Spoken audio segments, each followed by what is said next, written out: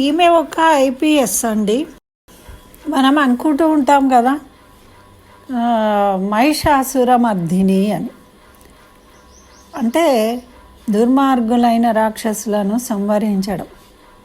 అట్లానే శ్రీకృష్ణుడు 16,000 మంది గోపికలను రక్షించాడు నరకాసురుణ్ణి సంహరించి.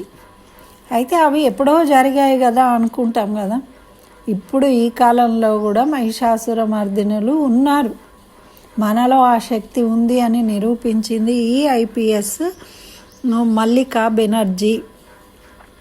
అయితే ఈమె ఛత్తీస్గఢ్లో ఐపీఎస్ అధికారిగా పోస్టింగ్ తీసుకుందట. తీసుకున్నప్పుడు అక్కడ పిల్లలు మాయమవుతూ ఉన్నారు అని ఎఫ్ఐఆర్లు నమోదవుతూ ఉన్నాయట. పాపము వాళ్ళేమో పిల్లలు రాలేదు అని ఎదురు చూడడం, వీళ్ళేమో ఎఫ్ఐఆర్ చేసి వెళ్ళిపోవడము, మళ్ళీ భయము పోలీసులను అడగడానికి, వీళ్ళేమో ఫైళ్ళు మూసివేయడం, వాళ్ళేమో అలా మా పిల్లలు మాయమైపోయారు అని దుఃఖపడుతూ ఉండడం.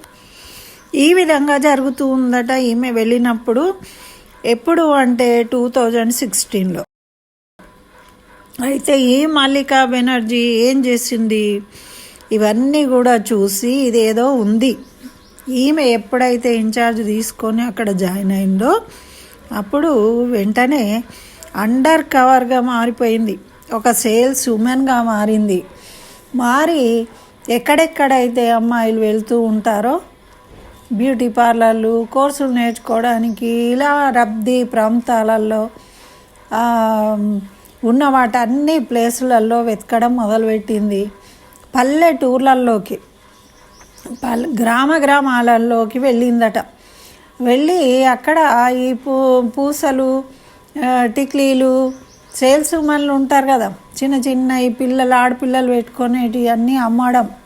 అలా తిరుగుతూ ఈమె అక్కడ సమాచారాన్ని సేకరిస్తూ ఇక్కడ ఎఫ్ఐఆర్లు ఏవేవైతే ఫైళ్ళు మూసేసిండ్రో అవన్నీ తెరుస్తూ దానికి దీనికి లింకులు అన్నీ చూసుకొని ఆ విధంగా అటువంటి వాళ్లను, ముఠాలను అరెస్ట్ చేసి 10,000 మంది, అక్షరాల 10,000 మంది ఆడపిల్లలు, మైనర్ బాలికలను ఈమె రక్షించింది అటువంటి ఏజెంట్ల నుండి. మనం వింటూ ఉంటాము కానీ ఇవన్నీ మన దాకా రాలేదు కాబట్టి అబద్ధం అనుకుంటాం.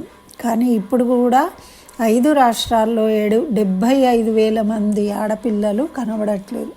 ఎందుకు వీళ్ళని పట్టించుకోవట్లేదంటే వీళ్ళు ఆర్థికంగా వెనుకబడిన వారు, వీళ్ళకు రాజకీయ నాయకులు పట్టించుకోరు, ఎవ్వరు పట్టించుకోరు. వీళ్ళు పెట్టిన ఎఫ్ఐఆర్లు కూడా బుట్టదాకలవుతూ ఉంటాయి వాళ్ళకున్న ప్రెజర్ల వల్ల. కానీ ఈమె ఒక మహిషాసురమర్దిని వలె వాళ్ళను పట్టుకుని రక్షించింది. ఎంత గొప్ప విషయం అండి. కాబట్టి అందరూ కూడా, తల్లులు కూడా మహిషాసురమర్దినులు కావాలి. అప్పుడే ఆడపిల్లలు రక్షించబడతారు. అది ఈరోజు సమస్య కాదు, ఎప్పటికీ ఈ సమస్య ఉంటూనే ఉంటుంది. ఈ సృష్టి ఉన్నంతకాలం ఈ సమస్యను ఎదుర్కోవాల్సినది మహిళలు.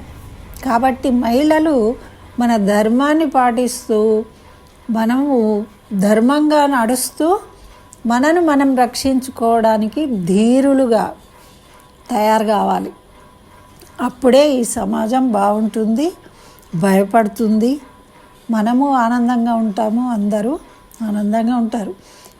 కాబట్టి అందరూ కూడా ఇటువంటి వాళ్ళ గురించి మీ ఇంట్లో ఆడపిల్లలు ఉంటే తెలియజేయాలి. వాళ్లకు ఈ విధమైన సమాజంలో జరిగే మోసాల గురించి వాళ్ళు చిన్నపిల్లలు అనుకోకూడదండి. ప్రతి ఒక్కళ్ళకు తెలియజెప్పాలి. చెప్తేనే వాళ్ళకు అవేర్నెస్ వస్తుంది. ఇటువంటి ప్రలోభాలకు లోబడి అటువంటి వాళ్ళ వెంట వెళ్ళిపోరు. కాబట్టి దీన్ని మీకు షేర్ చేయడం జరుగుతుంది. తప్పకుండా మీ ఇంట్లో పిల్లలు ఉంటే, మీ పక్కన ఇంట్లో పిల్లలు ఉంటే కనుక వాళ్ళకు చెప్పండి. ఈమె గురించి కూడా, ఈ మల్లికా బెనర్జీ ధైర్య సాహసాల గురించి కూడా తెలియజేయండి. ఎవరో ఒకళ్ళను సృష్టిస్తూ ఉంటాడు భగవంతుడు మనల్ని రక్షించడం కోసం. ఇటువంటి వాళ్ళే అలా సృష్టించబడిన వాళ్ళు. కాబట్టి వాళ్ళందరికీ మనం నమస్కరించాలి, కృతజ్ఞతలు తెలియజేసుకోవాలి. వాళ్లకు ఆశీస్సులు కూడా అందియాలి. అటువంటి వాళ్ళు చేయబట్టే మనము క్షేమంగా ఉండగలుగుతాం. మన పిల్లలు రేపు క్షేమంగా ఉండాలంటే అటువంటి వాళ్ళు ఇంకా రావాలి. మనం కూడా ధైర్యంగా తయారు కావాలి అని నేను కోరుకుంటున్నాను. మరి మీరేమనుకుంటున్నారో మీ కామెంట్లో తెలియజేయండి.